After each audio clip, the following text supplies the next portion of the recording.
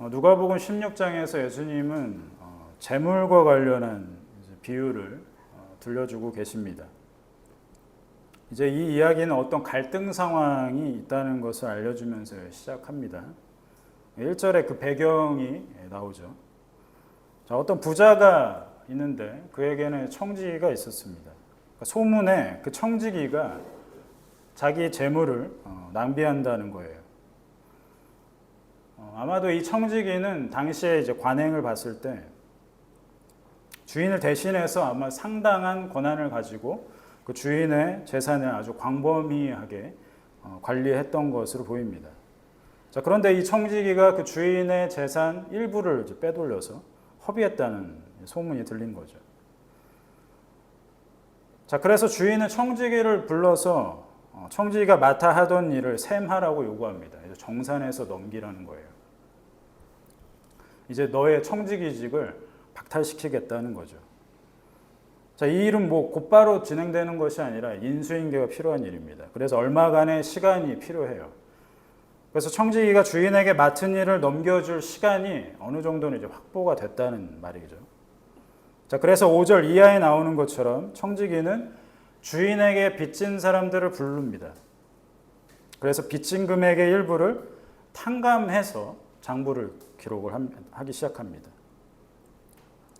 자, 이런 일을 벌인 이유가 이제 4절에 나오는데요. 함께 우리 4절 보겠습니다. 4절 시작. 내가 할 일을 알았도다. 이렇게 하면 직분을 빼앗긴 후에 사람들이 나를 자기 집으로 영접하리라 하고, 마치 매우 번뜩이는 생각을 가진 것처럼 확신한 거죠. 청지기는 채무자들의 빚진 금액 일부를 탕감해주면 자기가 청지기직을 이제 잃더라도 당분간은 채무자들이 자기를 돌봐줄 거라고 기대한 거예요.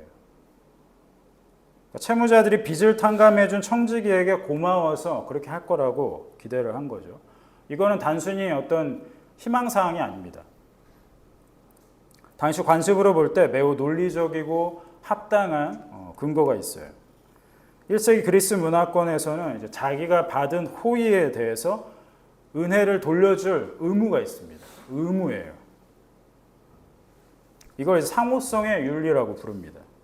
그러니까 받은 호의는 반드시 돌려줄 의무가 이제 불문율처럼 돼 있다는 거죠.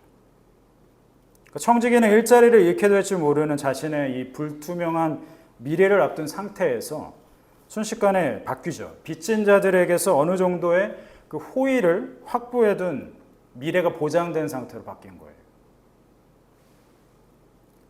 자, 그래도 아직은 확실하지 않습니다. 왜냐하면 주인의 반응이 있죠.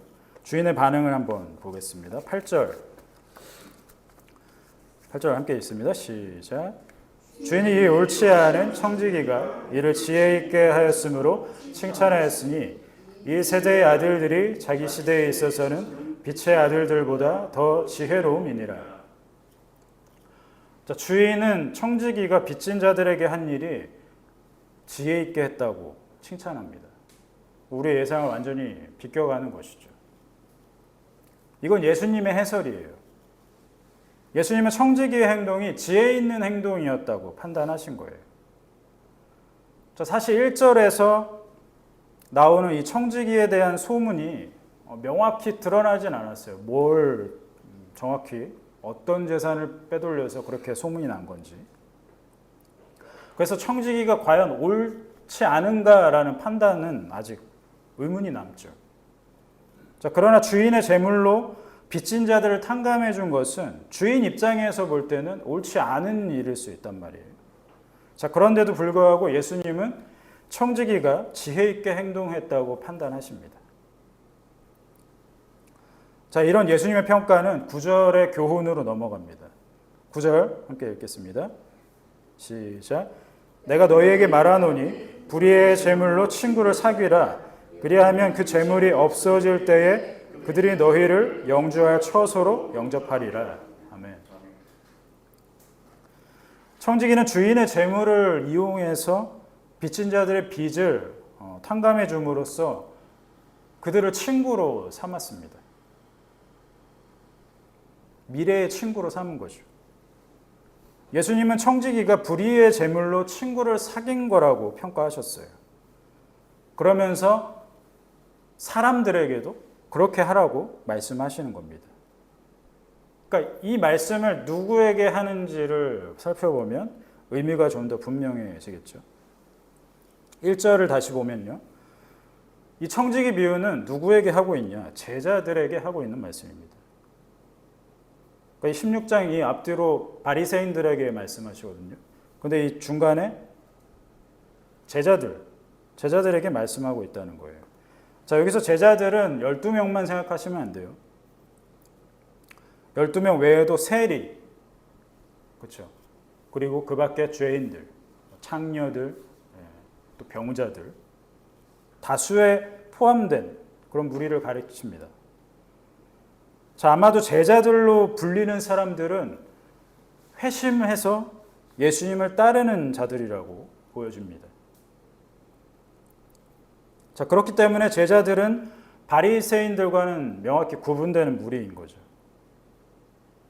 자, 이런 관점에서 회심한 세리들 또 죄인들이라면 불의의 재물과 아주 밀접한 관련이 있다는 겁니다. 특히 세리를 보세요. 세리는 세금을 걷는 일을 하는 사람들이었어요. 직업 특성상 자기가 마음만 먹으면 얼마든지 부를 착복할 수 있는 그런 상황입니다. 그런 환경이라는 거죠. 그래서 개인적으로 큰 이윤을 남겨서 부를 착복했다라는 그런 억울한 오명을 쓰고 사는 사람들이 세리들이란 말이에요. 그러니까 불의의 재물과는 뗄 수가 없는 그런 관계라는 거죠. 다시 청지기로 돌아오면 예수님께서는 청지기의 인생 전체를 칭찬하신 게 아닙니다. 불의의 재물이라도 그것을 어떻게 사용했는가에 대한 칭찬이었어요. 이걸 우리는 기억해야 된다는 거죠. 이 비유의 해석은 후반부에서 더 이제 확장되고 있습니다. 우리 10절에서 12절 보겠습니다. 10절에서 12절.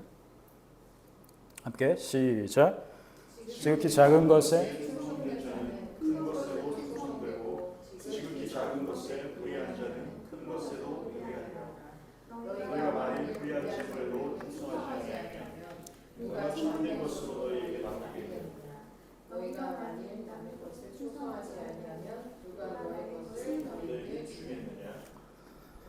자, 이 10절 이하에서 펼쳐지는 비유의 확장이죠.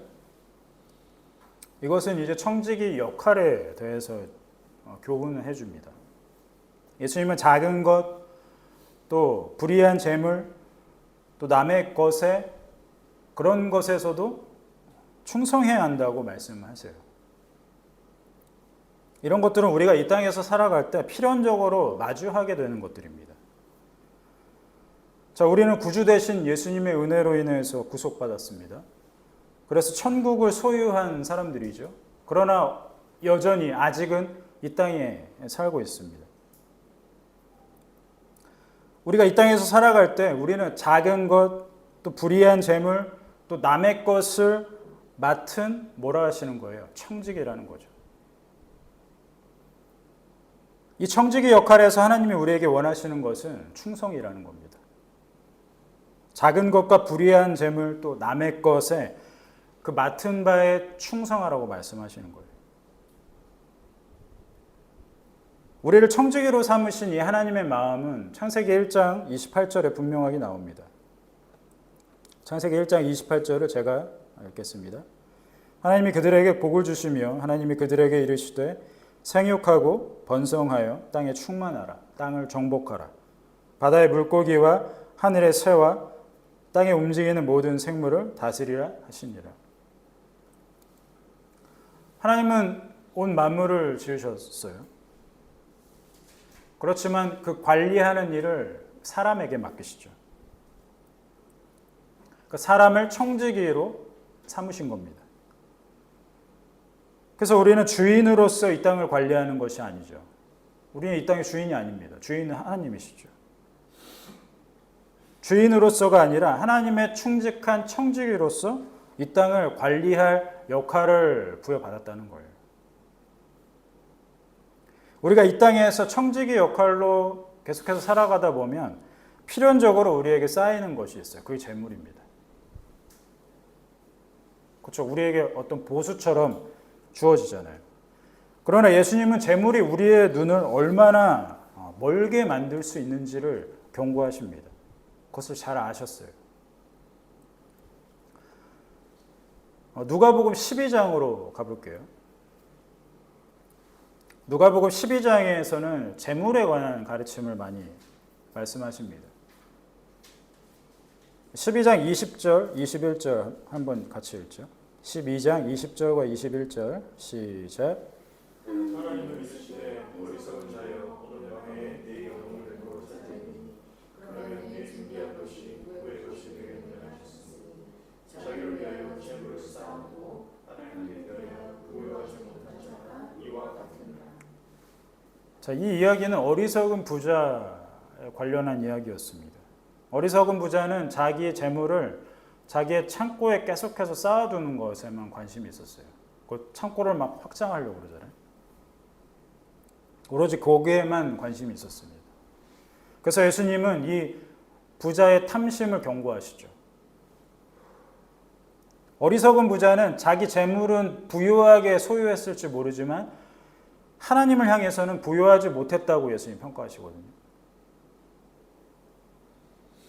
자, 이어지는 또 22절에서 34절도 재물에 관한 가르침이에요. 여기서는 이제 예수님께서 재물보다는 하나님의 나라를 구하라고 말씀하세요. 우리 33, 34절만 읽겠습니다. 33절, 34절 시작. 너희 소유를 팔아 구제하여 낡아지지 아니하는 배낭을 만들라. 곧 하늘에 둔 바 다함이 없는 보물이니 거기는 도둑도 가까이 하는 일이 없고 좀도 먹는 일이 없느니라. 너희 보물 있는 곳에는 너희 마음도 있으리라. 아멘. 재물을 자기를 위해 쌓기만 하는 것은 하나님 나라와는 상관없다고 말씀하시는 거죠. 그 재물을 옳게 사용하는 것이 하나님 나라와 상관이 있다고 말씀하시는 겁니다. 우리가 이 땅에서 청지기로 살아갈 때 우리의 창고에는 재물이 쌓이죠. 이거는 사실입니다. 그런데 이 재물이 인생에 문제를 가져오는 것도 사실이에요. 재물이 많냐 적냐에 상관없이 그 재물은 우리가 가진 죄성 때문에 우리가 그 재물을 바라보는 그 눈을 멀게 만든다는 거죠. 그래서 사실 재물이 많아질수록 그 죄성에 더 강하게 작용하죠. 탐심. 그러니까 예수님은 부자들에 대해서 경고를 하시잖아요. 많이 하십니다. 부자 청년 이야기 우리가 다 기억할 겁니다. 예수님께서는 부자 청년에게 재물을 가난한 사람들에게 다 나눠주라고 했어요. 그런 다음에 자기를 따라오라고 하셨습니다. 그때 부자 청년이 어떤 반응 보였습니까? 그런 말씀을 하시니까 부담되는 거죠. 근심하면서 돌아갔어요. 다시는 예수님을 찾아오지 않은 것을 보입니다. 그 부자 청년은 예수님 따르지 않았잖아요. 다시 본문으로 돌아오면요. 10절부터 이어진 이 청지기의 역할, 청지기의 본분, 이것과 관련한 이야기의 결론이 13절에 나옵니다.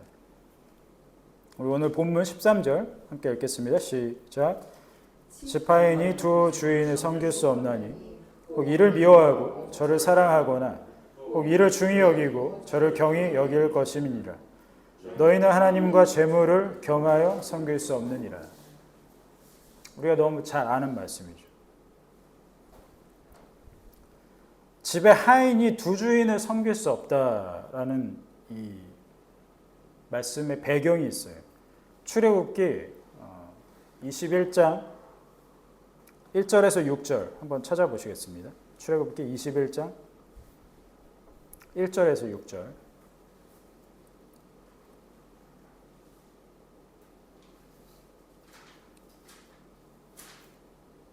출애굽기 21장 1절에서 6절을 한 목소리로 같이 읽겠습니다. 시작. 네가 백성 앞에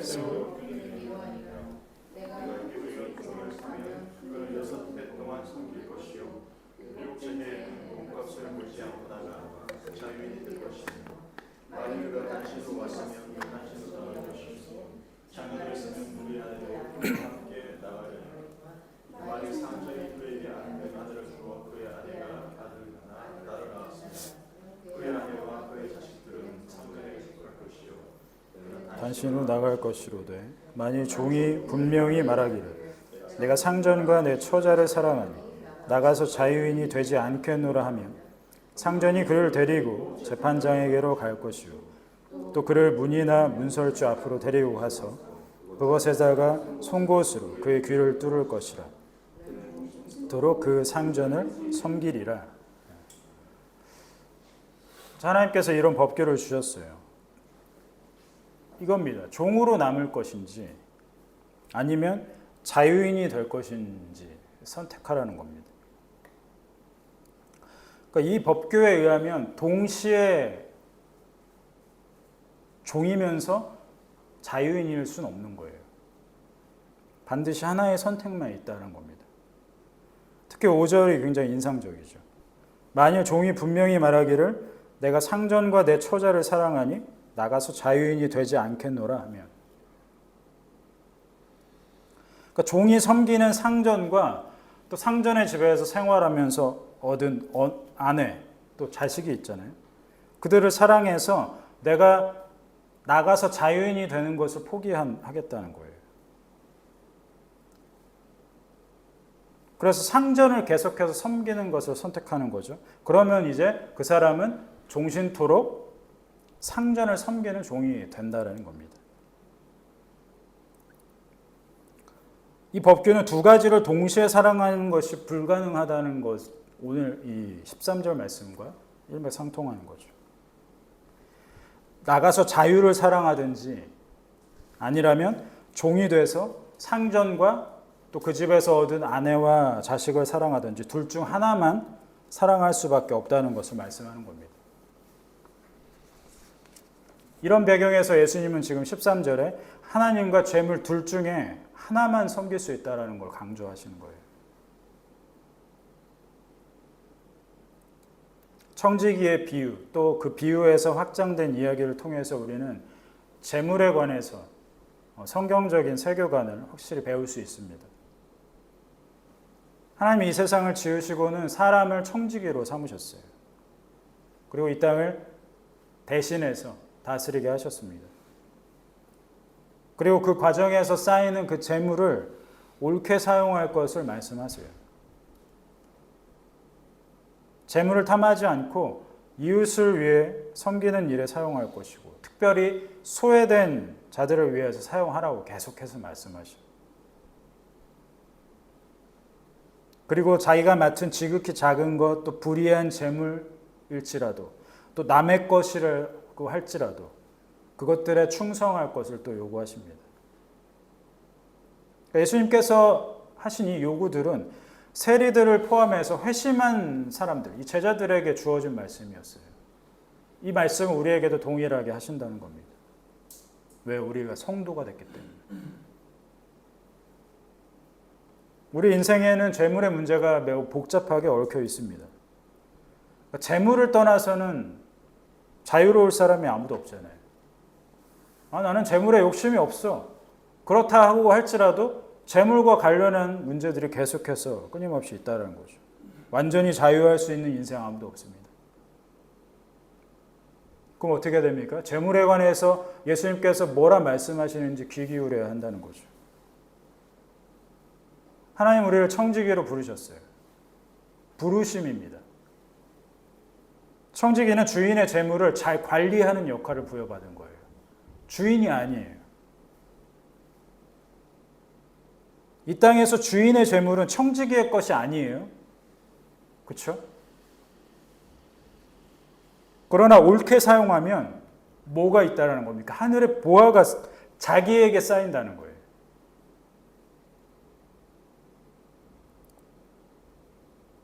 우리가 이 땅에서 얻는 재물의 주인은 아니지만 그것을 옳게 사용하면 하늘의 보화가 쌓이는데 그것이 내 소유라고 말씀하세요. 오늘 청지기 비유에서 불의의 재물로 영원한 처소를 마련한 것처럼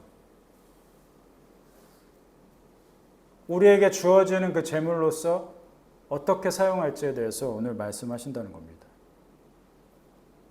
그 재물을 옳게 사용하면 하늘의 보화가 나의 이름으로 쌓이게 될 거라고 분명하게 우리에게 말씀하신다는 겁니다. 많은 사람들은 이 비밀을 모르죠. 그러니까 어리석은 부자처럼 계속해서 자기의 창고에 그 쌓이는 재물에만 관심이 있어요. 그것을 기뻐합니다.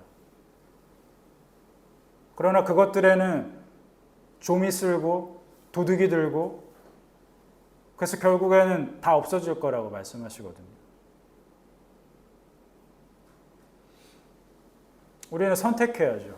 그 없어질 재물에 계속 관심을 두고 살 것인지 아니면 그 재물들을 옳게 사용해서 하늘의 보화로서 나에게 쌓을 것인지. 결국 하늘의 보화라는 건 뭡니까? 영원한 언약이죠. 하나님께서 나와 함께 하시겠다는 영생이죠. 하나님과 재물 둘 다 섬길 수 없다고 말씀하십니다. 분명하게. 우리가 살면서 부자일 수 있죠. 예수님은 부자들을 저격하는 것이 아니에요. 그 재물을 옳게 사용하지 못하는 그 탐심을 경고하시잖아요. 끊임없이. 예수님 주변에는 부자도 많이 있었습니다. 그렇죠. 예수님을 대신 장사 지내준 아리마대 요셉도 부자였죠. 마가도 부자였습니다.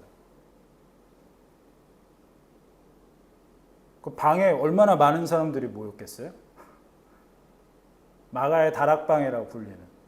집이 컸어요. 부자였습니다. 그 재물을 우리가 어떻게 사용해야 되는지 이 말씀을 통해서 분명하게 확실하게 우리의 교훈으로 삼아야 될 줄 믿습니다. 아멘.